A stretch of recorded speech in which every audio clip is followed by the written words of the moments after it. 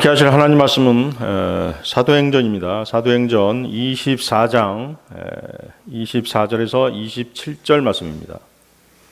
사도행전 24장 24절에서 27절 말씀.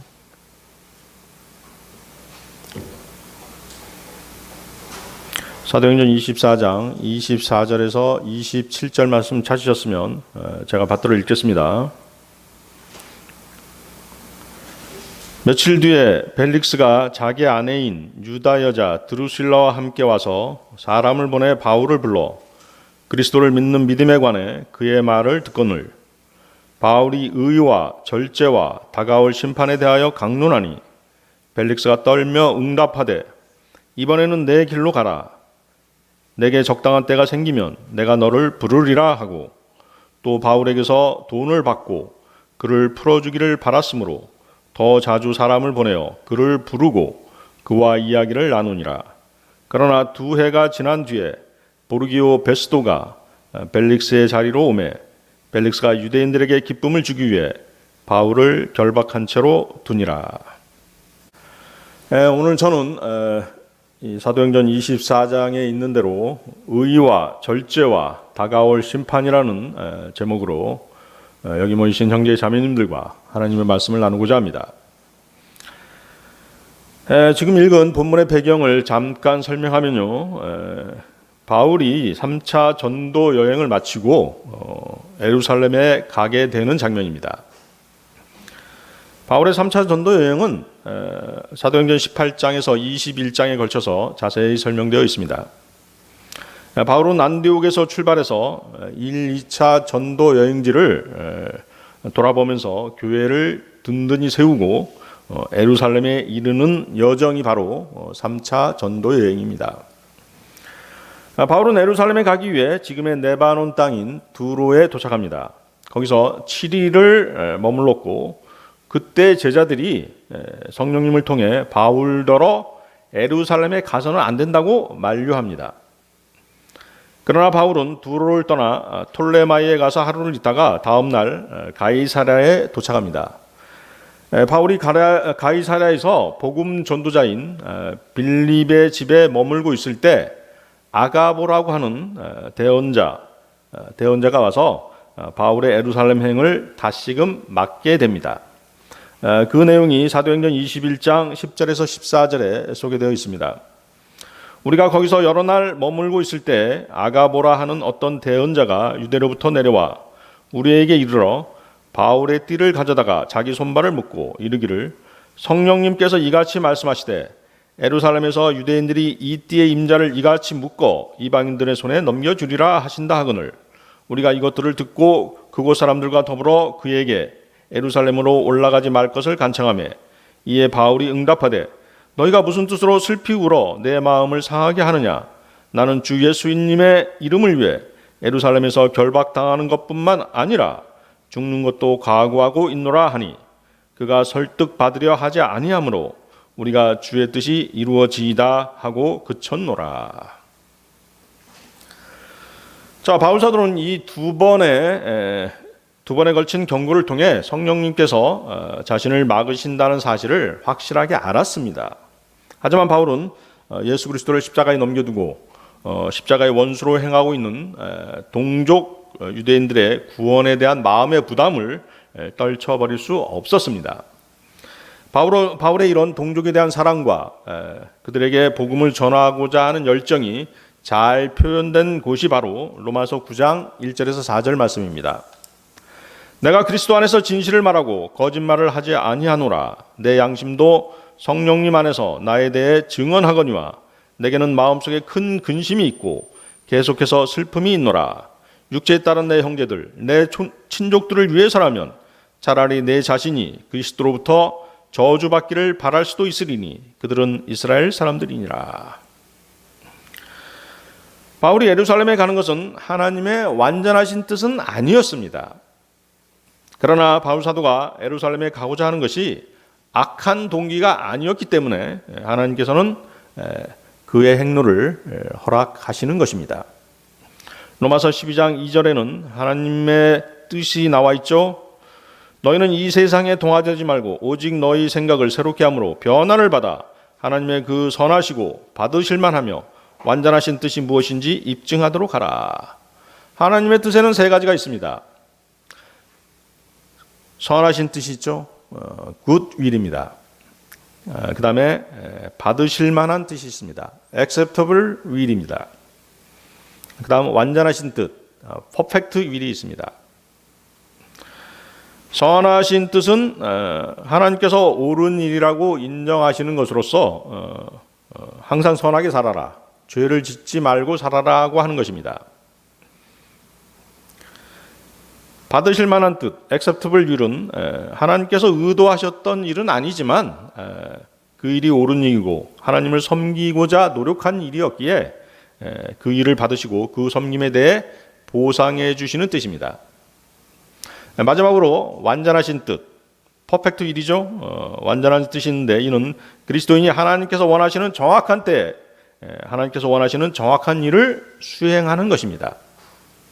자, 여러분들은 어떻게 믿음 생활을 해야 되는 것입니까? 하나님의 완전하신 뜻을 향해 나아가야 되는 것입니다. 바울 사도가 예루살렘 행을 강행한 것은 하나님의 완전하신 뜻은 아니었습니다. 대신 받으실 만한 뜻이었습니다. 그래서 하나님께서 원하시는 완전하신 뜻은 아니었지만 하나님께서는 바울의 예루살렘 행을 더 이상 만류하지 않으시고 바울의 행보를 통해 하나님께서 원하시는 일을 이루어 나가시는 것입니다. 바울이 하나님의 완전하신 뜻에서 벗어나자 아니나 다를까 바울은 예루살렘에 가서 유대인들에게 붙잡히고 맙니다. 바울의 바라던 계획과 생각과는 전혀 다른 일들이 벌어지고 만 것입니다. 우리가 하나님의 완전한 뜻을 행하지 못할 때 이런 일들이 일어나게 되는 것입니다. 바울은 유대인들로부터 거짓 고소를 받았고 유대인들의 소동을 듣고 달려온 군대의 이방인 총대장에게는 살인을 저지른 이집트인이 아니냐는 그런 의심을 받기에 이릅니다. 결국 결박당한 바울은 유대인 공회 앞에서 자신을 변호했으나 그의 믿음의 간증은 오히려 동족 유대인들의 격분을 더욱 불러일으켰고 그는 살해당할 위기에 처하게 됩니다. 그러자 군대 총대장은 바울을 벨릭스 총독에게로 보내게 됩니다. 처음에 읽었던 본문 사도행전 24장 24절에서 27절 말씀이 바로 바울이 두 번째로 벨릭스 총독 앞에서 자신을 변호하는 장면입니다. 그런데 벨릭스 총독은 바울이 말한 의와 절제와 다가올 심판에 대한 얘기를 듣자 무서워서 벌벌 떨게 됩니다. 과연 바울이 말한 의와 절제와 다가올 심판이 어떠한 것이었기에 벨릭스 총독이 듣고 떨었는지에 대해서 오늘 하나님의 말씀을 나누고자 하는 것입니다. 의와 절제와 다가올 심판, 첫 번째 하나님의 의를 신뢰하라입니다. 여러분들 로마서 10장 1절에서 4절 말씀 보십시오. 로마서 10장 1절에서 4절 말씀입니다.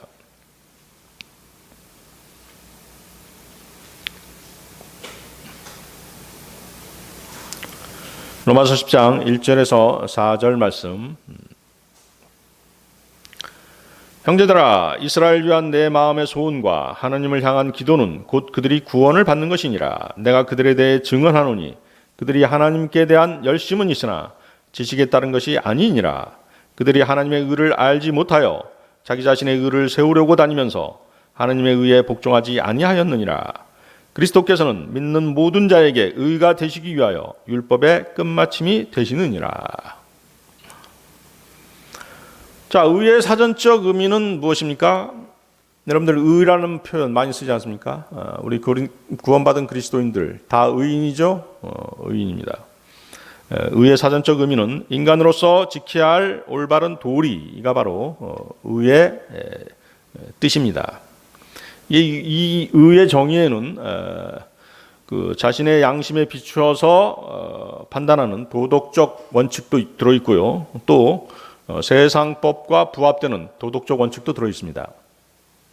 여러분들이 세상법을 어기게 되면 어떻게 됩니까? 양심의 가책을 받지 않습니까? 그렇죠? 빨간불일 때 건너가지 말라고 했는데 건너가게 되면 양심에 가책이 생기죠? 가책이 안 생깁니까? 안 생기시는 분도 계신 것 같은데. 그런 것들이 바로 이제 의에 해당되는 것이죠. 예전에 우리나라에 그 한때 베스트셀러가 됐던 책이 있었습니다. 마이크 셀던이라는 사람이 쓴 책이었죠. 정의란 무엇인가? 라는 책이었거든요. 굉장히 선풍적인 인기를 끌었던 그런 책이었습니다. 이 사람이 그 우리나라에 강연하러 왔었어요. 그런데 그 좌석이 다 매진될 정도로 아주 인기 있는 강자였습니다. 그때 제가 느낀 게 뭐냐면 아직도 우리나라는 그래도 희망이 좀 있구나. 그 정의에 상당히 사람들이 목말라 있다는 것이었죠. 그렇죠? 그런 현상을 보면서 아직도 우리나라는 조금은 그래도 가능성이 있다라는 생각을 했던 적이 있었습니다.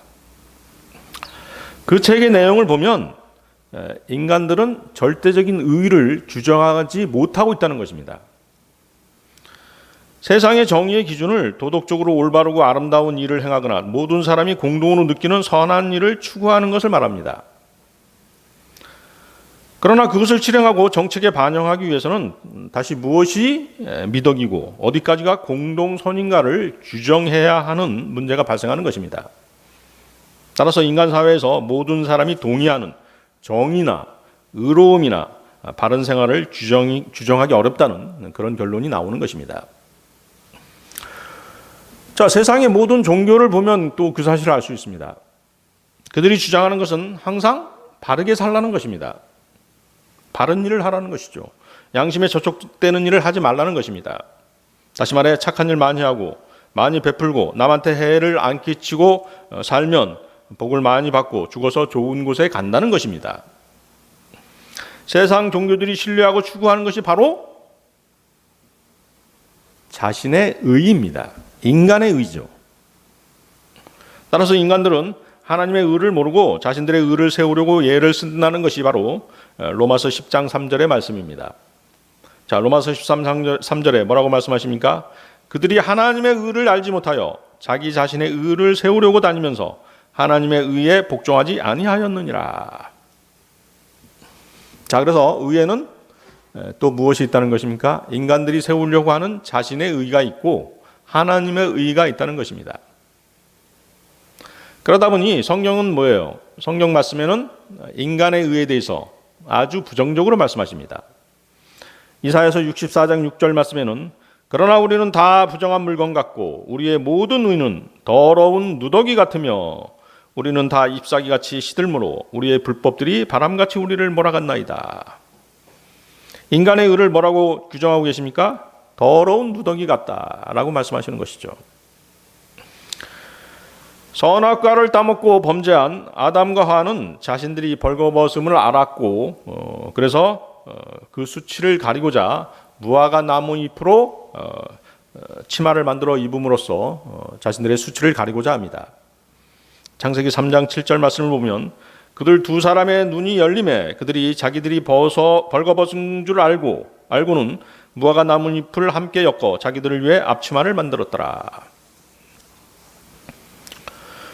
자, 여기서 아담과 하와가 입은 무화과 잎이 상징하는 것이 바로 세상 종교입니다. 또한 인간의 거룩함과 의로움의 결핍을 가려보려고 사용되는 모든 종류의 인간 사상들이 바로 무화과 나무 잎인 것입니다. 그 종교들과 사상들이 추구하는 것이 자기 의인 것입니다. 사람들은 자신의 양심을 가리는 방법으로 종교를 선택하거나 무신론, 합리주의, 실존주의 등의 철학적 사조를 선택해서 자기 의를 추구하는 것입니다. 그러나 무화과 나뭇잎이 시들어 땅에 떨어지는 것처럼 자기 의는 양심을 영원히 가릴 수 없습니다. 자기 의는 하나님의 심판석에서 아무런 인정도 받지 못합니다. 선행, 자선, 종교 행위 등은 자신의 죄 문제를 해결할 수 없으며 잠깐 마음의 위로를 받고 양심을 잠깐 가릴 수는 있지만 영원한 위로가 되지 못하는 것입니다. 영원히 자신의 양심을 가리지 못하는 것입니다. 이러한 자기의는 인간을 구원하지 못하기에 그의 인생은 가을바람이 나뭇잎을 몰아가듯 사망의 음침한 골짜기로 자신을 몰아가는 것입니다. 자, 카인의 경우는 어떻습니까? 카인은 자기 자신의 힘과 노력으로 하나님을 기쁘시게 할 수 있다라고 생각했습니다. 그는 땀 흘려 수고해서 경작한 농산물을 지극정성으로 마련해서 하나님께 바쳤습니다. 그러나 그의 재물은 받아들여지지 않았습니다. 반면에 카인과 달리 양치는 자였던 아벨은 양떼 가운데서 재물을 바쳤습니다. 창세기 4장 4절에서 5절 말씀인데요.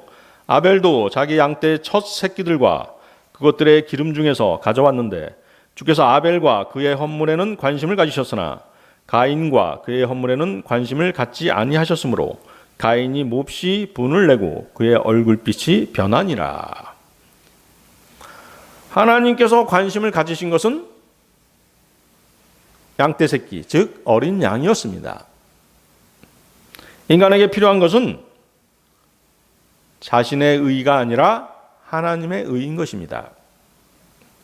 요한복음 1장 29절 말씀에는 다음날 요한이 예수님께서 자기에게 오시는 것을 보고 이르되 세상 죄를 제거하시는 하나님의 어린 양을 보라.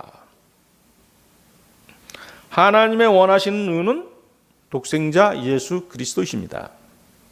이 의는 복음 안에 계시되어 있었습니다. 로마서 1장 17절 말씀에는 복음에는 하나님의 의가 믿음에서 믿음까지 계시되어 있나니 이것은 기록된 바 의인은 믿음으로 살리라 함과 같으니라.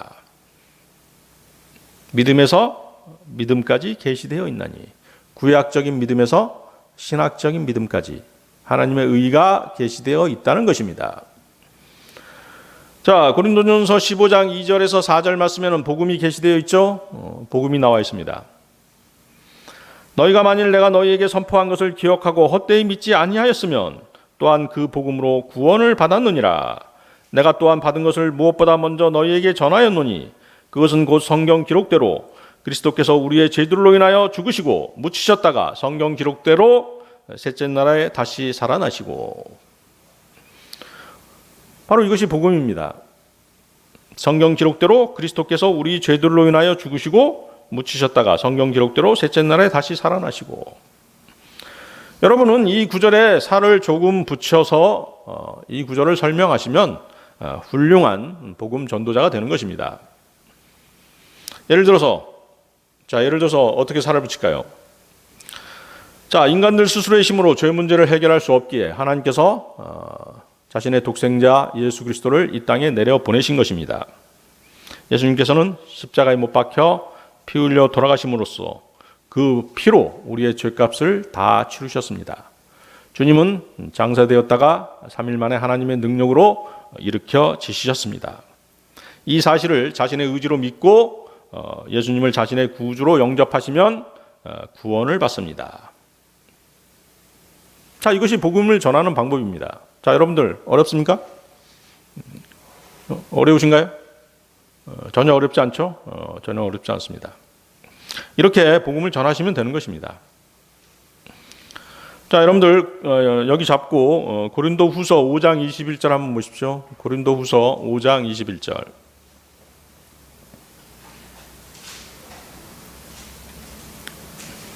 그래서 여러분들 이제 그 전도지를 계속 이렇게 주머니에 가지고 다니세요. 가지고 다니면서 보는 사람들마다 이렇게 주시면 돼요. 예를 들어서 뭐 식당에 간다든가 그러면 식당 나올 때 카운터에 이제 앉아 계신 분들 한번 읽어보시라고 이렇게 줄 수도 있고, 그죠? 여러분들이 관계하는 사람들이 있지 않습니까? 그런 사람들한테 한번 읽어보시라고 이렇게 주시면 됩니다.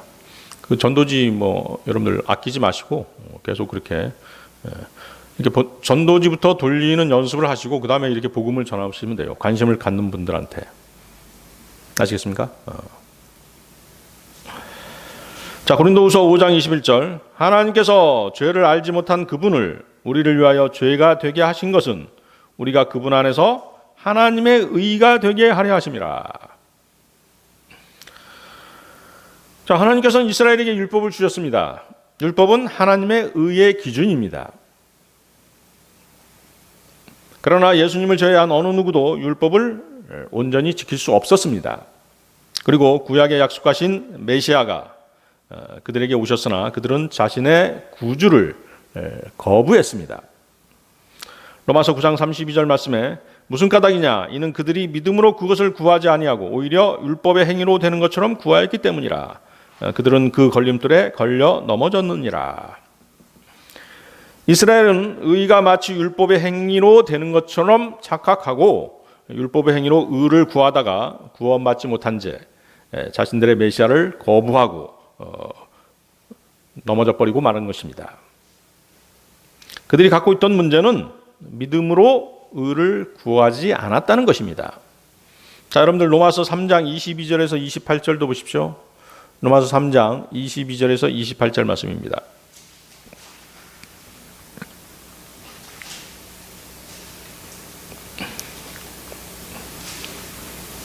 자, 여기서 이제 여러분들 그 의에 대해서 관심을 가지고 한번 읽어보십시오.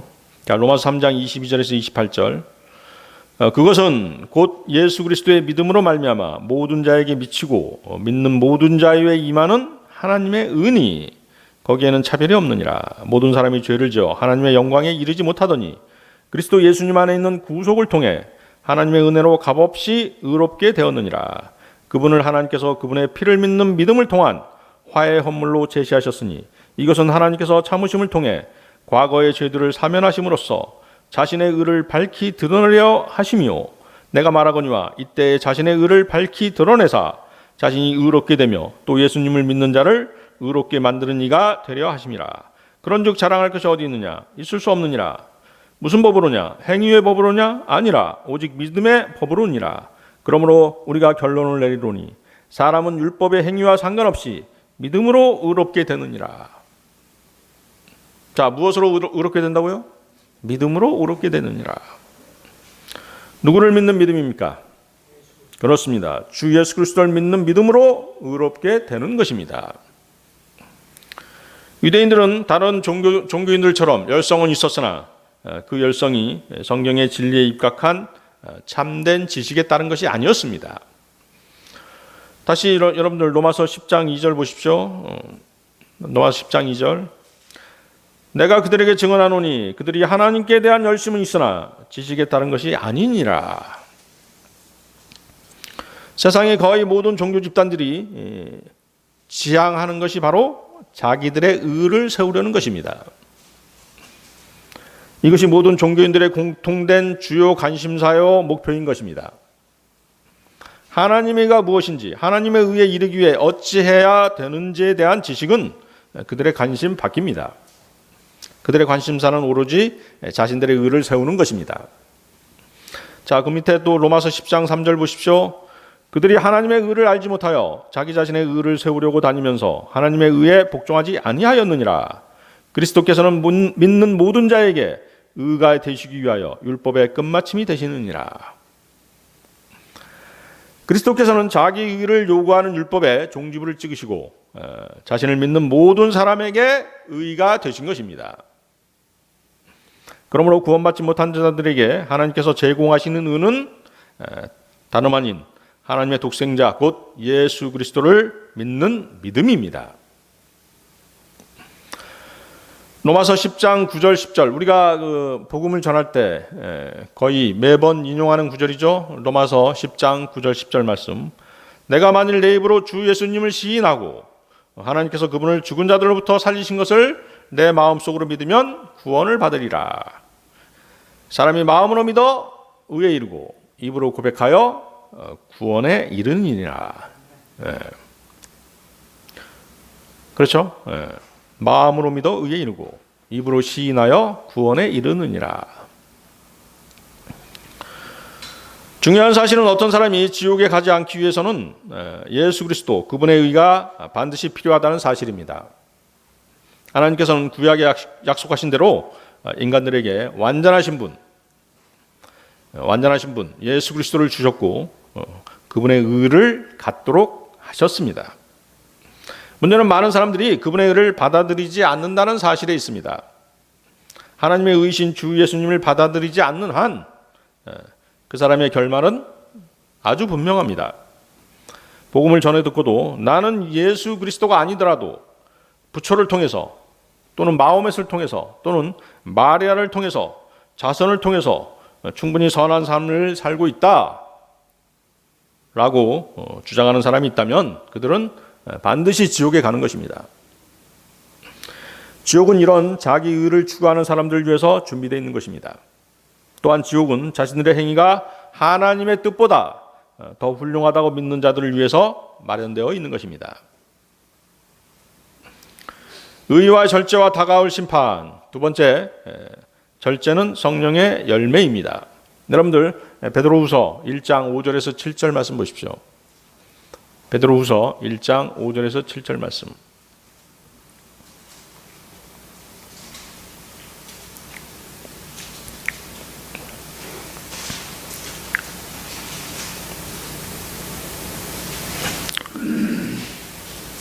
찾으셨으면 잘 받들어 읽겠습니다.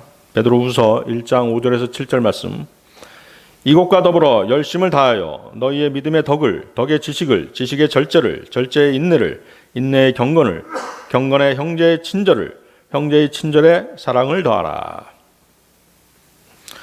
본문에는 믿음, 덕, 지식, 절제, 인내, 경건, 형제의 친절, 사랑이 나오고 있죠. 절제는 영어로 템퍼런스입니다. 신약에는 세 군데에 등장합니다. 이곳 6절하고 처음에 읽었던 주제 성경 구절인 사도행전 24장 25절 그리고 갈라디아서 5장 23절에 템퍼런스라는 단어가 나옵니다. 이 절제라는 영어 단어는 뭐 여러 가지가 있죠. moderation 뭐 이런 단어도 있고 self control도 이제 절제라는 뜻으로 쓰입니다.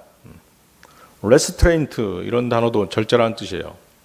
근데 여기서 템퍼런스라는 그 단어는 종교적인 신념에 따른 절제예요. 아시겠습니까? 예를 들어서 종교적인 신념에 따른 절제 뭐가 있을까요? 예를 들면 내가 구원받았기 때문에 술, 담배 다 끊겠다. 그런 거 또는 나쁜 습관을 끊겠다라고 하는 것 이런 것들이 다 뭐예요? 템퍼런스, 성경에서 말씀하시는 절제에 해당되는 것입니다. 자, 6절을 보면 지식의 절제를 더하도록 촉구하고 계십니다. 절제되지 않는 지식은 교만함을 드러낼 뿐이기 때문입니다. 그러나 절제한다고 다 되는 게 아닙니다. 성경은 절제를 지속적으로 하기 위해서는 인내가 요구된다라고 말씀하십니다. 절제가 지식을 뒤따라 나오는 이유는 자신이 알고 있는 지식을 자랑만 하지 말고 실천할 수 있는 능력과 다른 형제자매들을 세워줄 수 있는 사랑이 필요하기 때문입니다. 고린도전서 8장 1절 말씀에는 이런 말씀이 있죠. 이제 우상들에게 바친 것들에 관하여는 우리가 다 지식이 있는 줄로 아나니 지식은 우쭐되게 하나 사랑은 세워주느니라. 구원받은 그리스도인이라면 우상에 바쳐진 것들이 어떤 의미를 갖고 그 음식을 어떻게 대해야 할 것인지 다 알고 있습니다. 여러분 다 알고 계시죠? 우상과 그 우상에 바쳐졌던 음식에 대해서 어떻게 알고 있건 그 지식 자체가 형제 자매들을 세워주는데 쓰이지 않는다면 아무짝에도 쓸모가 없다라고 말씀하시는 것입니다. 다시 말해서 교만하게 하는 지식이 중요한 것이 아니라 다른 형제 자매들을 세워줄 수 있는 사랑이 더 중요하다는 것입니다. 예를 들어서 전에도 한번 얘기했습니다마는 구원받은 형제가 있는 회식 자리에서 아무렇지도 않은 듯이 이방인들이 따라주는 술을 넙죽 받아 마신다면 어떻게 되겠습니까? 구원받은 지 얼마 안 돼서 술을 끊고 절제해서 경건한 삶을 살기를 원하는 형제가 그 광경을 보면은 어떻게 되겠습니까? 자신도 담대하게 돼서 술을 마셔도 되는 거구나. 그렇게 생각할 것입니다. 그러면 어떻게 됩니까? 술을 끊고자 했던 그 결심을 돌이키게 되겠죠. 그리고 차후에도 습관적으로 음주를 하게 되고 그렇게 되면 그 형제의 믿음을 약화시키고 그 형제를 실족시키는 일이 되는 것입니다. 우상에게 바친 음식을 먹는 문제는 우리나라에서는 그 유교적인 제사 풍습이 있지 않습니까? 그래서 돌아가신 자신들의 조상들에게 숭배하는 그런 문제들로까지 발전할 수 있는 것입니다. 차례상에서 물린 음식을 먹었는데 뭐 돌아가신 부모님에게 절 한번 하는 것이 무슨 대수가 되겠느냐라고 주위에서 이렇게 부추기면 그 사람은 아무런 지식 없이 아무런 믿음 없이 넙죽 절을 하게 되는 것입니다. 실제로 그런 사람을 주위에서 보게 됩니다. 고린도전서 10장 20절에서 21절 말씀을 보면 그러나 내가 말하건대 이방인들은 자기들이 희생물로 드리는 것들을 하나님께 희생물로 드리지 아니하고 마귀들에게 드리나니 나는 너희가 마귀들과 교제하는 것을 원치 아니하노라. 너희가 주의 잔과 마귀들의 잔을 겸하여 마실 수 없으며 주의 상과 마귀들의 상에 겸하여 참여하는 자가 될 수 없느니라.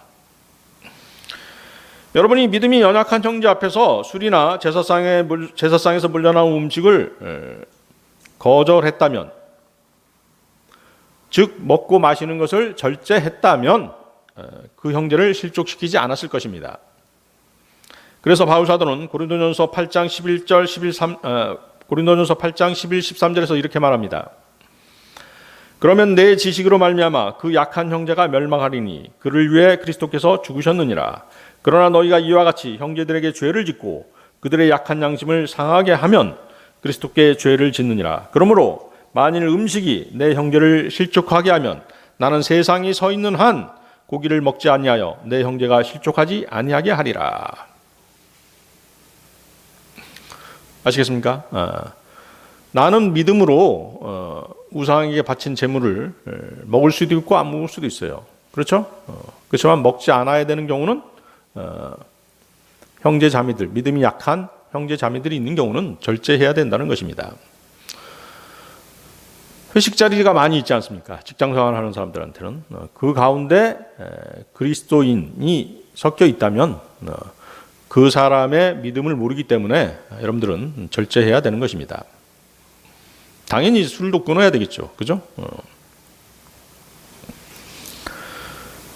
자, 그런데 이러한 성경적인 절제에 대해서 바울 사도가 벨릭스 총독에게 얘기했을 때 왜 총독이 겁에 질렸느냐는 것입니다. 다시 여러분들 그 모두에 우리 봤던 사도행전 24장 25절 말씀이죠.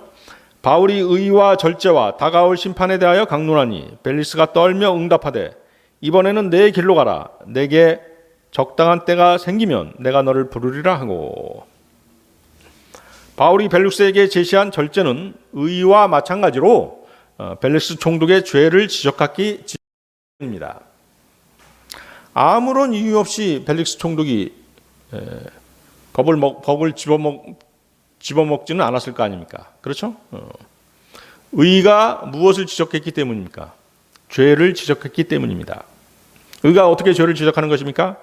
로마서 3장 10절 12절 말씀에 의로운 자는 없나니 단 한 사람도 없으며 깨닫는 자도 없고 하나님을 찾는 자도 없으며 그들이 다 길에서 벗어나 함께 무익하게 되고 선을 행하는 자가 없나니 단 한 사람도 없도다. 로마서 3장 23절 말씀에 모든 사람이 죄를 지어 하나님의 영광에 이르지 못하더니. 요한복음 16장 9절 말씀 죄에 대하여라 함은 그들이 나를 믿지 아니하기 때문이요. 의인이신 예수 그리스도를 믿지 않는 것이 바로 죄인 것입니다. 야고보서 4장 17절 말씀에는 그러므로 선을 행할 줄 알고도 행하지 아니하는 자에게는 곧 그에게는 그것이 죄가 되느니라. 바울 사도는 하나님의 의를 설명하면서 벨릭스 총독의 과거에 지은 죄들을 지적한 것입니다. 반면에 절제는 현재 짓고 있는 죄들과 관련이 있습니다. 벨릭스 총독에 있어서 자신의 아내 드루실라는 세 번째 여자였습니다. 물론 결혼을 여러 번 했다고 해서 그것이 어떤 음행하고 관련이 있는지 그것에 대해서는 확인된 바는 없습니다. 그렇지만 그 벨릭스 총독의 아내가 세 번째 여자라는 사실이 벨릭스 총독이 여자를 좋아한다는 사실을 알 수 있는 것이죠. 또한 그 벨릭스 총독의 부인 드루실라는 원래 자신의 남편이 아니었습니다. 벨릭스 총독이 자신의 남편이 아니었어요. 그 남편을 버리고 부와 명예를 쫓아서 벨릭스 총독과 결혼하는 것입니다. 자, 죄를 짓는 것은 육신적인 욕망을 절제하지 못해서입니다. 그렇습니까? 술, 담배, 마약, 간음, 음행, 과소비, 충동적인 쇼핑, 도둑, 살인, 사기 등등 이러한 범죄를 저지른 이유가 무엇입니까? 자신의 육신적인 욕망을 절제하지 못하기 때문에 이런 범죄를 저지르는 것입니다. 이런 것뿐만 아니라 자신의 세상적인 지식으로 하나님을 대적하는 것도 죄입니다. 자신의 지식을 하나님 위에 두고자 한 것이죠.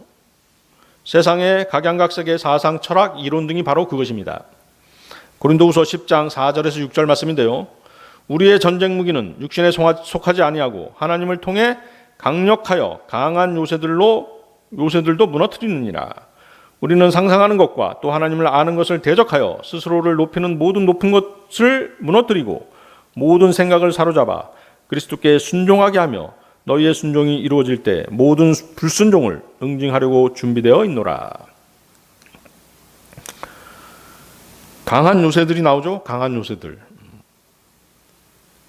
하나님을 통해 강력하여 강한 요새들도 무너뜨리나. 강한 요새들은 하나님을 아는 것을 대적하여 스스로 높이는 모든 높은 것들을 말하는 것입니다. 세상 죄인들 모두가 그렇듯이 벨릭스는 분명 다른 세상 사람들처럼 육신을 절제하지 못하며 죄를 짓고 살았던 것입니다. 자신의 권력, 부에 대한 집착, 음행, 음주, 자신의 감정 등의 육신적인 욕망을 억제하지 못하였기에 그것이 죄가 돼서 자신의 양심을 바울 사도가 죄 문제를 지적했을 때, 죄를 거론했을 때 자신의 양심이 가책을 받았던 것입니다. 그 양심의 가책으로 말미암아 부들부들 떨었던 것이죠. 구원받은 그리스도인들에게서 절제는 무엇입니까? 성령의 열매라고 아까 말씀드렸죠? 성령의 열매입니다. 갈라디아서 5장 22절 23절 말씀에 그러나 성령의 열매는 사랑과 기쁨과 화평과 오래 참음과 부드러움과 선함과 믿음과 온유와 절제니 이 같은 것을 대적할 법이 없느니라. 그리스도께 속한 사람들은 애착들과 정욕들과 함께 육신을 십자가에 못 박았느니라. 그리스도인이 이 절제라는 성령의 열매를 얻기 위해서는 그 24절이 중요하죠. 24절 어떤 말씀이었습니까? 그리스도께 속한 사람들은 애착들과 정욕들과 함께 육신을 십자가에 못 박았느니라. 절제하기 위해서는 육신을 십자가에 못 박아야 된다는 것입니다. 여러분들 로마서 6장 11절 한번 보십시오. 로마서 6장 11절.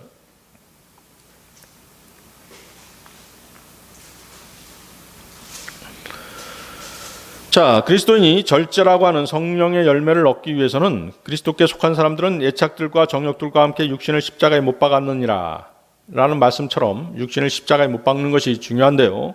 이 말씀은 다시 로마서 6장 11절 말씀하고 연결이 되는 것입니다. 로마서 6장 11절 말씀에 이와 같이 너희도 너희 자신을 죄에 대하여는 참으로 죽은 자요 하나님께 대하여는 예수 그리스도 우리 주를 위해 우주를 통해 산 자로 여길지어다. 죄에 대하여는 참으로 죽은 자요. 아시겠습니까? 죄에 대해서 십자가에 못 박혀 죽은 자로 여러분들은 간주하고 살아야 되는 것입니다. 자, 이 말씀을 실행하는 그리스도인이 죄와 불법을 떠나 자신을 지키며 자신을 깨끗하게 해서 하나님의 의의 도구로 쓰임받기에 합당하도록 예비하면서 사는 참된 그리스도인의 삶을 사는 것입니다. 의와 절제와 다가올 심판, 세 번째, 다가올 심판을 대비하라.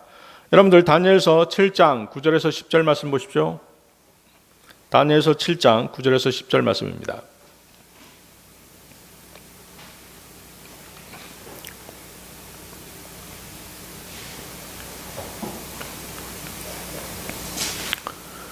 구약에 하나님의 백보자 심판석이 나오죠. 다니엘서 7장 9절 10절 말씀입니다. 그 왕자들이 무너져 내릴 때까지 내가 보매 옛적부터 계신 이가 앉아 계시는데 그분의 옷은 눈같이 희고 그분의 머리털은 순결한 양털 같으며 그분의 왕자는 맹렬한 불꽃 같고 그분의 바퀴들은 타오르는 불 같더라. 불 같은 시내가 그분 앞에서 흘러나오고 천천히 그분을 섬기며 만만히 그분 앞에 서 있더라. 심판이 준비되고 책들이 펴져 있더라. 자, 신약에서의 백보자 심판은 계시록 20장에 있죠. 계시록 20장 12, 15절 말씀입니다. 계시록 20장 12절에서 15절 말씀. 또 내가 몸에 죽은 자들이 작은 자나 큰 자나 할 것 없이 하나님 앞에 서 있는데 책들이 펴져 있고 또 다른 책이 펴져 있었으니 곧 생명책이라. 죽은 자들이 자기 행위들에 따라 책들에 기록된 그것들에 근거하여 심판을 받았더라. 바다가 자기 속에 있던 죽은 자들을 내주고 또 사망과 지옥도 자기 속에 있던 죽은 자들을 넘겨주매 그들이 각각 자기 행위들에 따라 심판을 받았고 사망과 지옥도 불호수에 던져졌더라. 이것은 둘째 사망이니라. 누구든지 생명책에 기록된 것으로 드러나지 않는 자는 불호수에 던져졌더라. 의와 절제가 의는 과거의 죄, 절제가 현재의 죄에 관한 것이었다면 심판은 미래의 죄에 대한 심판입니다.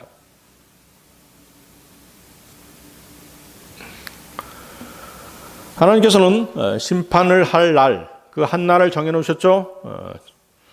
심판의 날을 정해놓으셨다고 말씀하십니다. 사도행전 17장 31절 말씀인데요. 이는 그분께서 한 날을 정하사 그날에 자신이 정하신 그 사람을 통하여 세상을 의로 심판하실 터이기 때문이라. 그분께서 그 사람을 죽은 자들로부터 살리심으로써 모든 사람들에게 그 일에 대한 확신을 주셨느니라 하시니라. 자, 세상을 의로 심판하실 분, 그분이 바로 예수 그리스도시죠.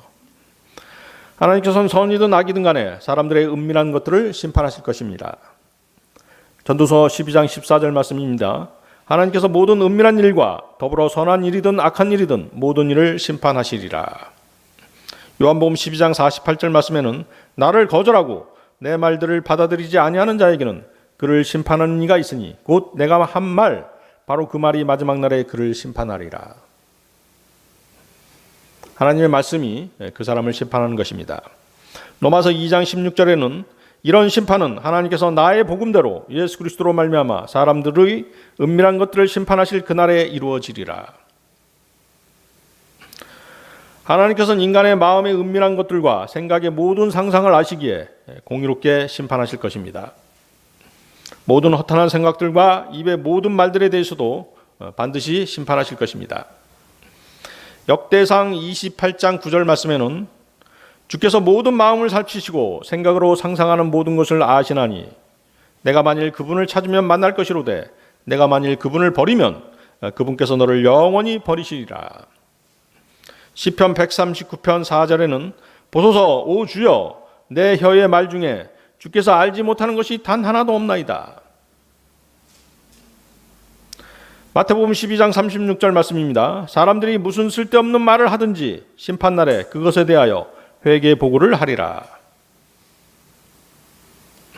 다가올 심판석에서는 남녀노소 빈부귀천을 떠나 모든 사람은 자기 자신을 하나님께 설명해야만 합니다.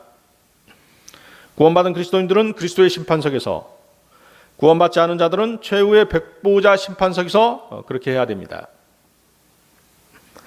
두려우신 분, 주 예수 그리스도 앞에 서야 되는 것입니다.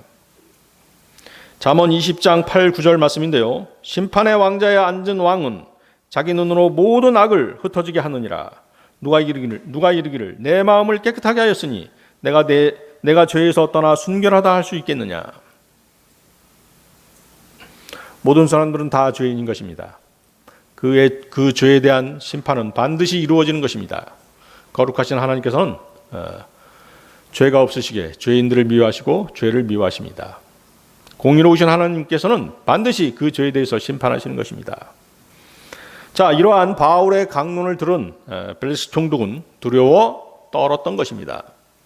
하나님의 말씀 앞에 자신이 죄인임을 분명히 알았을 것이고 양심의 가책을 받아 두려워 떨었던 것입니다. 그는 자신이 죄 때문에 멸망할 수밖에 없으며 그를 심판하는 하나님의 심판이 곧 닥칠 것 같은 두려움을 느꼈던 것입니다. 그러나 그는 양심에 따라 행동하지 못했습니다. 그는 자신의 현재의 지위와 명성 그리고 자신을 바라보는 여러 시선들 앞에서 약한 모습을 보이기 싫었던 것입니다. 사도행전 24장 25절에서 우리 모두에 읽었었죠? 벨릭스가 바울에게 뭐라고 말합니까? 이번에는 내 길로 가라. 내게 적당한 때가 생기면 내가 너를 부르리라 하고 말합니다. 그는 우회적으로 예수 그리스도를 거부한 것입니다. 그는 두려움은 있었지만 여러 사람들이 보는 앞에서 그동안 알지 못했던 식민지 이스라엘에 알지 못했던 신을 인정하고 싶지 않았을 것입니다. 그러나 그가 말한 적당한 때는 자신의 이득을 취하려는 기회를 엿보려는 것이었을 뿐 복음에 더 이상 관심을 두지 않았습니다. 잠시 양심의 가책을 받았지만 시간이 흐르자 그는 원래 그 완악한 마음 그 상태로 다시 돌아가 버리고 만 것입니다. 사도행전 24장 26절 말씀에도 또 바울에게서 돈을 받고 그를 풀어주기를 바랐으므로 더 자주 사람을 보내어 그를 부르고 그와 이야기를 나누니라. 그러나 2해가 지난 뒤에 보르기오 베스도가 벨릭스의 자리로 오매 벨릭스가 유대인들에게 기쁨을 주기 위해 바울을 결박한 채로 두니라. 바울을 계속 결박해 두었던 것이죠. 벨릭스는 복음을 거절했을 뿐만 아니라 공의로운 판결을 내리지도 못했고 바울이 무죄임을 알면서도 오히려 뇌물을 받고 풀어주려고 했던 것입니다. 하나님을 두려워하기보다 사람들의 이목을 더 두려워했습니다. 유대인들을 기쁘게 하기 위해 바울을 계속 잡아두었던 것입니다. 그는 하나님의 심판을 피해갈 수 있는 유일한 방법인 의인이신 예수 그리스도를 영접하지 않는 죄인으로 양심이 화인맞은 채 계속해서 죄의 삶을 살아갔던 것입니다. 자, 오늘 설교의 결론입니다. 여러분들 골로새서 3장 1절에서 5절 말씀 보십시오. 골로새서 3장 1절에서 5절 말씀입니다.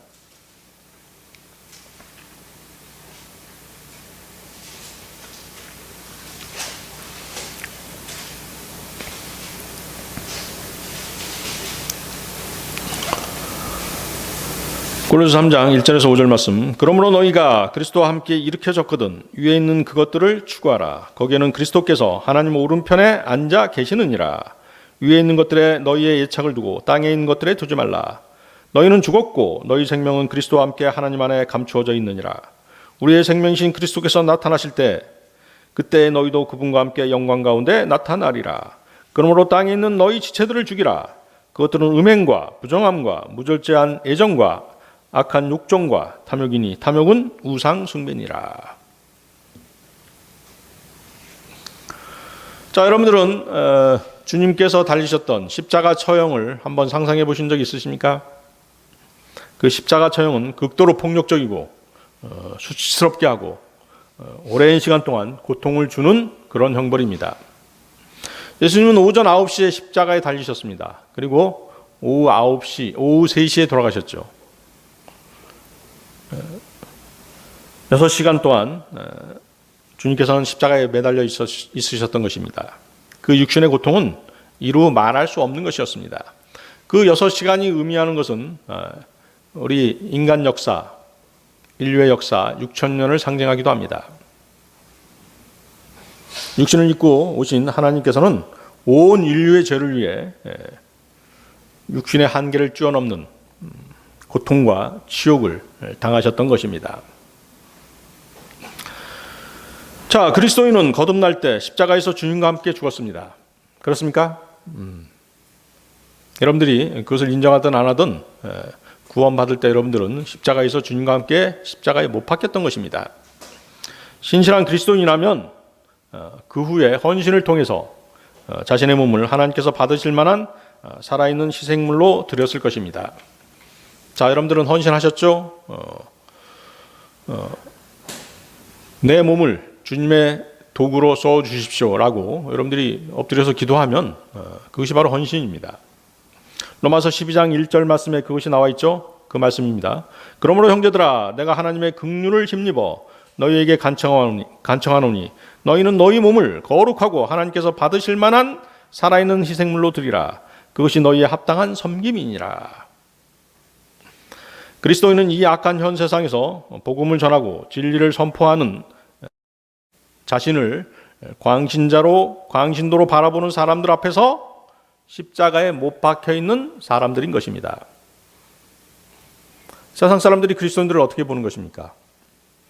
좋은 관점으로 호의적으로 대하진 않지 않습니까? 그렇죠? 특히 복음을 전할 때.